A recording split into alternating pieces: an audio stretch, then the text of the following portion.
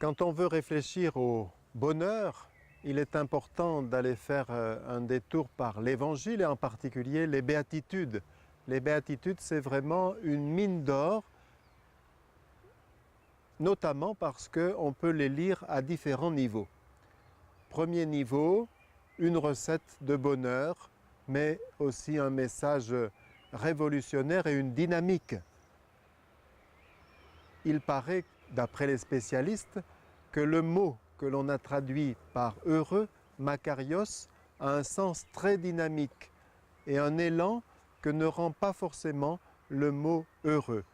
Et les béatitudes, c'est un encouragement de Jésus. On peut donc traduire par autre chose que heureux. Si on interviewait à brûle-pourpoint les personnes dans la rue pour leur demander quel est le bonheur, on aurait sans doute des réponses comme celle-ci, heureux ceux qui ne manquent de rien. Et Jésus répond, vous avez opté pour une certaine pauvreté, félicitations. On dira aussi, heureux ceux qui savent se faire respecter. Et Jésus dit, heureux les doux. On dira, heureux ceux qui ont du cran, qui savent maîtriser leurs émotions. Et Jésus dit, vous qui pleurez, bravo, vous êtes dans la bonne voie. On dira aussi, heureux ceux qui ne s'occupent pas trop des affaires des autres, qui ne se mêlent pas trop de ce qui ne les regarde pas. Et Jésus dit, vous cherchez à faire la paix, vous recherchez la justice, vous en êtes assoiffés, vous êtes sur la bonne voie. On dira également, heureux ceux qui ne laissent rien passer. Et Jésus dit, vous cherchez à pardonner, bravo. On peut les prendre les unes après les autres, on se rend compte que Jésus prend souvent à contre-pied ce qu'on penserait dans un premier mouvement. Les béatitudes, c'est un élan, c'est vraiment un encouragement de Jésus. On peut dire aussi que les béatitudes, avec l'hymne à la charité qui est dans l'épître aux Corinthiens de saint Paul, c'est un fameux portrait de Jésus. Il ne parle pas souvent de lui, Jésus, mais là, ne parle-t-il pas de son âme, qu'il proclame par 9 fois heureuse? Parce que, au fond, le pauvre, c'est Jésus. Le doux, c'est Jésus. Le miséricordieux, c'est Jésus. Celui qui pleure, c'est Jésus. Celui qui fait la justice, qui est artisan de paix, c'est Jésus. Et du coup, notre bonheur à nous, c'est Jésus. Autre niveau de lecture, les béatitudes, cela fonctionne comme un révélateur. Peut-être avez-vous fait la même expérience que moi. La première fois que j'ai vu, sans le savoir, des kiwis dans la corbeille de fruits, je me suis demandé pourquoi ils avaient oublié des pommes de terre à côté des pommes et des oranges.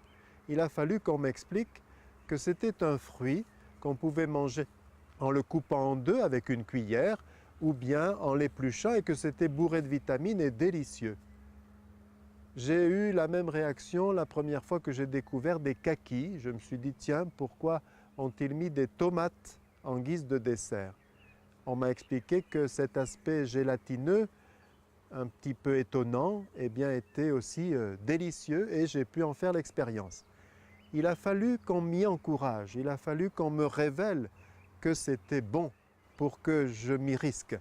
Eh bien, Jésus nous dit par les béatitudes que le bonheur est un petit peu plus loin que ce que l'on pense spontanément, que les besoins les plus grands de l'homme sont cachés en lui.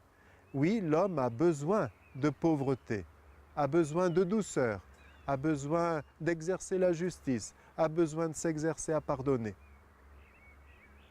On le sait aussi, les béatitudes qui sont regroupées dans ce catalogue n'ont pas l'exclusivité des béatitudes de Jésus. Dans tout l'Évangile et dans tout le Nouveau Testament, il y en a d'autres. Par exemple, heureux ceux qui écoutent la parole de Dieu et qui la mettent en pratique. Heureux les serviteurs que le Maître à son arrivée trouvera en train de veiller. Heureux les invités au festin des noces de l'agneau. Heureux ceux qui croient sans avoir vu. Mais quelle est au fond la béatitude des béatitudes, la béatitude 0, celle qui donne prise à toutes les autres? Eh bien peut-être justement celle-ci.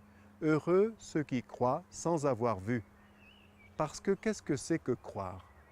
Aux collégiens, j'essaye de faire écrire une phrase en forme de jeu de mots en espérant qu'un jour ils la sachent non seulement par cœur, mais par le cœur et qu'ils comprennent la profondeur de ce jeu de mots. Être chrétien, ce n'est pas seulement savoir que Dieu existe, c'est surtout savoir que moi, Pierre, Jonathan, Émilie, j'existe pour Dieu. C'est avoir perçu que, aux yeux de Dieu, je suis absolument unique, que j'existe pour lui, qu'il s'inquiète pour moi, qu'il m'aime. Au fond, heureux ceux à qui Dieu a fait confiance et qui ont compris cette confiance de Dieu et qui donc peuvent se faire confiance à eux-mêmes et peuvent faire confiance aux autres. Voilà probablement la béatitude des béatitudes. Jésus nous dit que notre cœur a soif de plus que le bien-être, que le confort matériel. Au fond, il a soif de tout l'amour du Père et du Fils et du Saint-Esprit et il est capable de le recevoir dès maintenant.